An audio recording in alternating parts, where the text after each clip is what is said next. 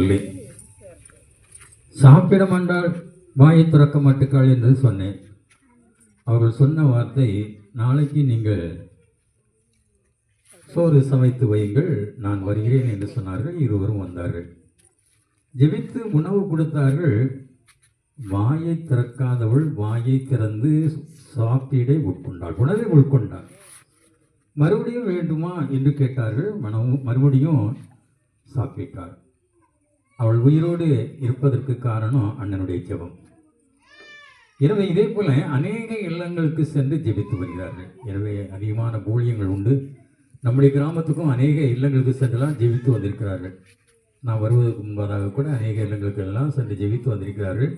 ஆண்டவர் அவர்கள் ஊழியங்களை வல்லமையாக பயன்படுத்தி வருகிறார். அவர் மூலமாக அநேக அற்புதங்கள் அடையாளங்கள் நிகழ்கிறது. எனவே தொடர்ந்து அண்ணன், அக்கா, அவருடைய பிள்ளைகள் குடும்பத்தை மீண்டுமாக ஆண்டவர் ஆசீர்வதிப்பாராக வாழ்த்துக்கள் கூறிக்கொள்கிறோம். இந்த நாளிலேயும் இந்த